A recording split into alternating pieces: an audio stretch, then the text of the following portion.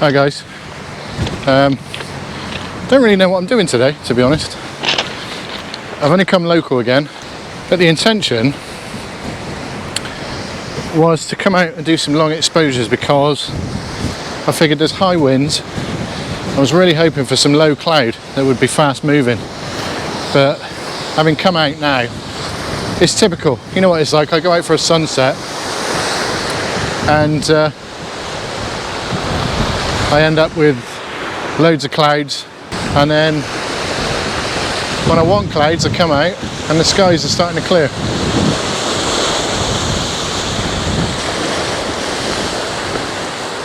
So I might have to change my approach. But what I am going to do, or try and do, is try and find a composition that I haven't shot before.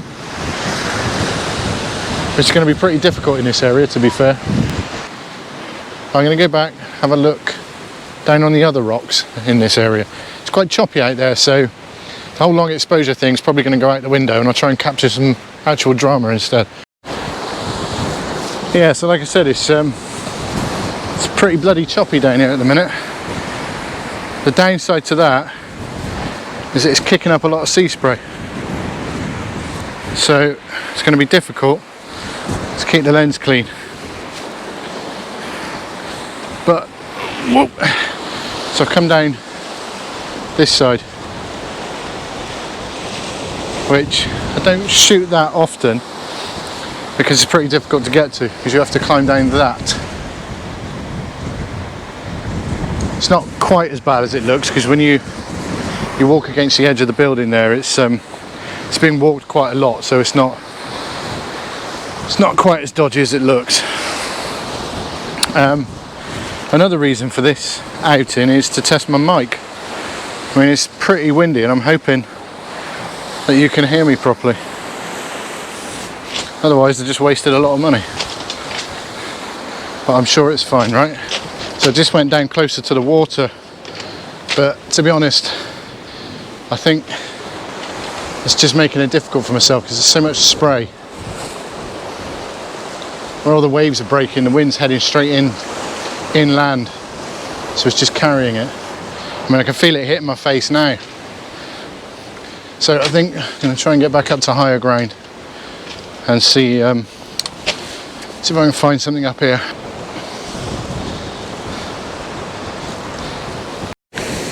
I'm really interested to see how this mic copes, because this wind is pretty horrendous. So I don't know what I'm doing. I like this drama, so I've opted for a 24 to 17, no, 24 to 105 mil. There's a lot of wave breaks and things like that. I didn't want ultra wide, so I'm going to start off at 24 mil. Going to include some of this rock here around the coast and out to the pier. Try and get some of those waves breaking, and we'll see what happens. Like I said, filter wise, I'm just using a 0.9 medium grad. I'm not actually using a polarizer today. This is giving me an f16, I'm in aperture priority just for ease, 1/40th, so f16 ISO 64, and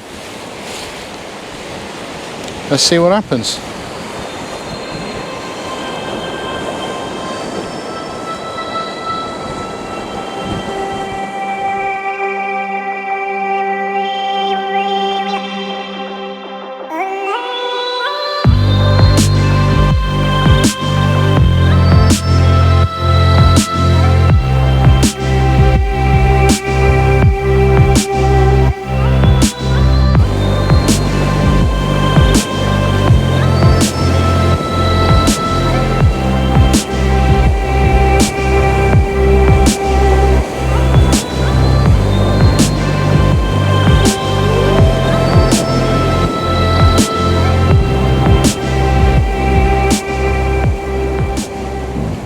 I mean, what is it with me?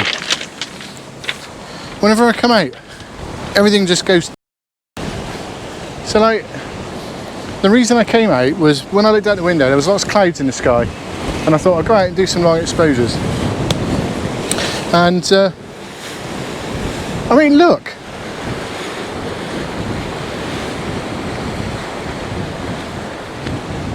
It's turned into bloody clear blue skies. And what use are they to me? No use whatsoever. Just feel I'm wasting my time sometimes. Oh, I just don't know.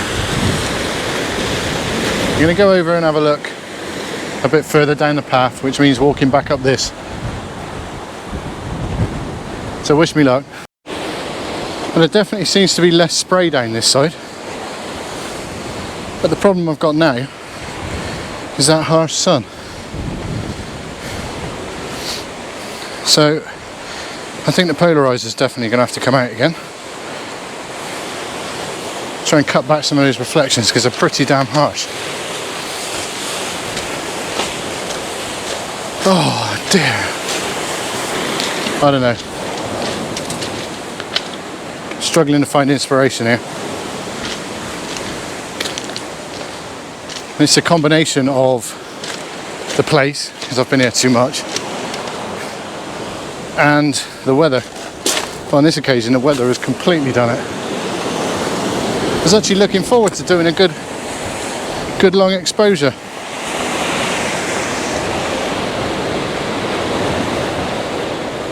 I got to be careful around here because there's kind of like blowholes in the rocks, and when the waves hit, you get a great big eruption out through these holes. You got to be careful not to get caught out. What about shooting that way? That's the sun to my back, the spray to my back,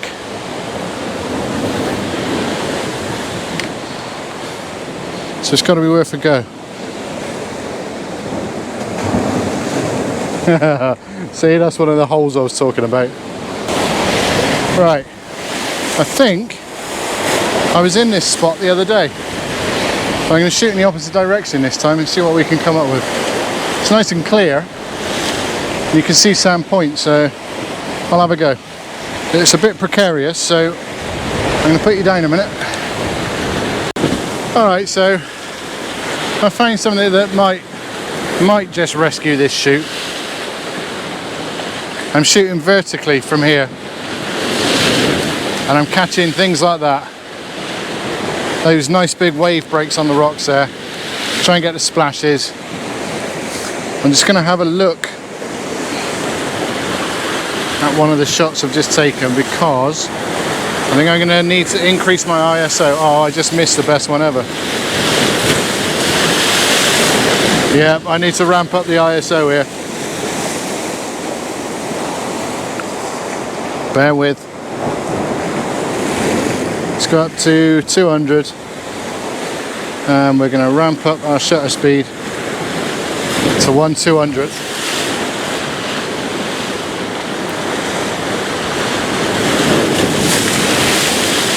Oh dear, did you see that? I literally just got wet from that one, and I'm what, 15-20 foot off the beach. Oh yes.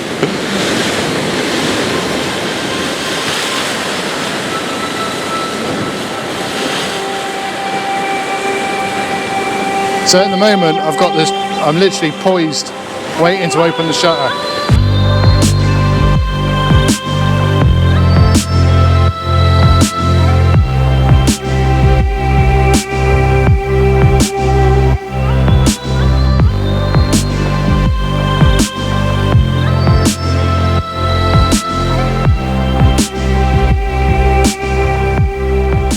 Trouble is with shooting like this, you take so many photos, so many, and then you've got to try and find the best of the bunch. I'm shooting with the sun on my back. I've got no polarizer or anything like that. I've just got a grad just to... Oh! Did that get my lens? Oh. Right, hold on, hold on. Okay, right. Yeah, I forgot what I was saying. So, no polarizer, just the grad, just to darken the sky down a bit. But what that was giving me at ISO 64 and f11 was, hold on, was about 1/80th of a second, and to try and freeze waves, it's just way too slow. So I've ramped my ISO up to 200, still shooting at f11, and I'm hoping that 1/200th is enough to freeze that those wave breaks. I don't mind a little bit of motion, but if you give it too much, it just kind of like, it blurs it too much and you don't really get that kind of, you know, nice sharp looking image. Just want some of them nice big ones again. Oh, here comes one. Uh-oh. Oh, that was good. Look at that whitewash. Just look at that. Here's another one.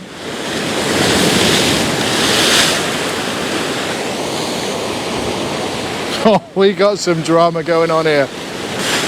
Yeah, the only downside to this is I think I'm probably only going to end up with one shot from here. It's going to be the same composition.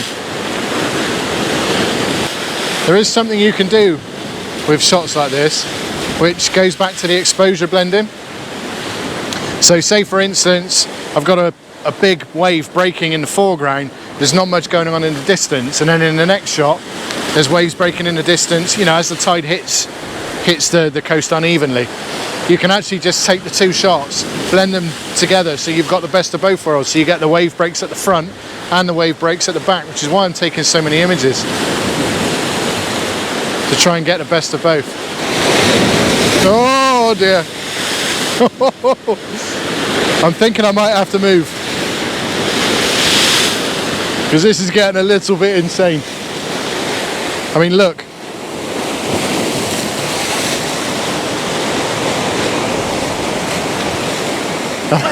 I'm having to keep an eye on those waves. There's a big one coming, hang on. Oh, you beauty. All right, we got to try and get it. Look at this one, this is a beauty. Oh, there it is. That was pretty epic. Right, that's it. I'm moving now. I'm moving.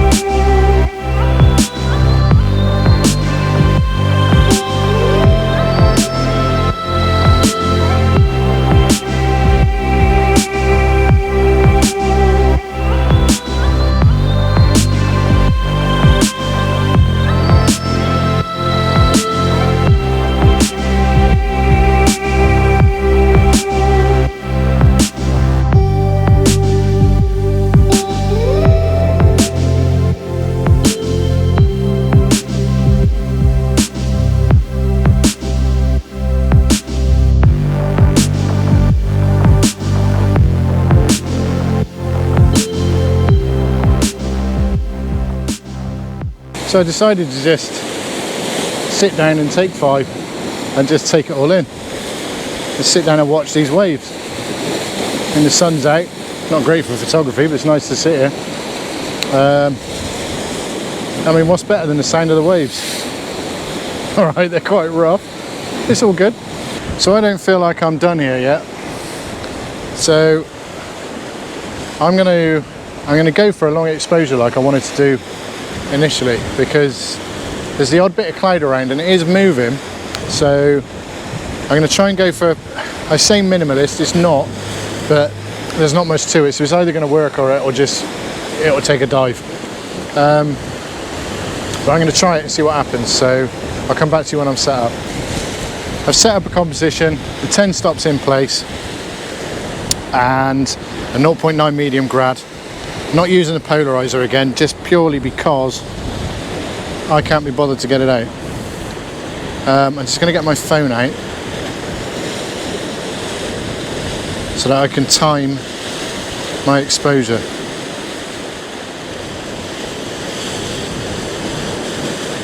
Right, so stopwatch, here we go. Put the phone down there. I'm gonna, do you want to know how I work out my exposures? I guess them. Yeah, sorry, shattered any illusions, but that's the way it is. So I'll drop the filters in, and in manual, I'll wind the shutter all the way. It only goes to 30 seconds before you go into bulb mode. So I'll go all the way to 30 seconds, look at the exposure, and then I'll just think, okay, that needs another 15 seconds, that needs another 20 seconds. I guess it comes down to just experience. I don't, you know, I often underexpose slightly, so, you know, but it gives me a base point. So yeah, I'm going to try about 50 seconds for this one. So I'm at f16 ISO 64 and I'm at 24mm.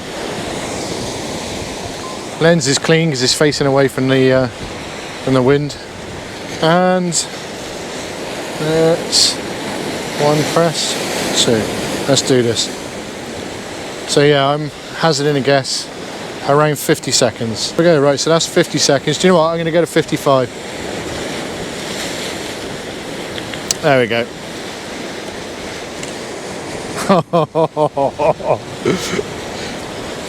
Well, I just don't know what to say.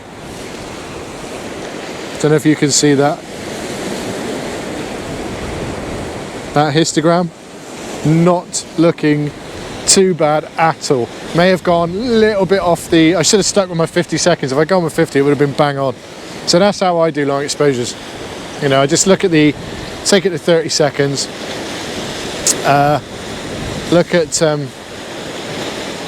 yeah, take it to 30 seconds, look at the exposure, what the camera's telling me the exposure should be, and I'll work it from there.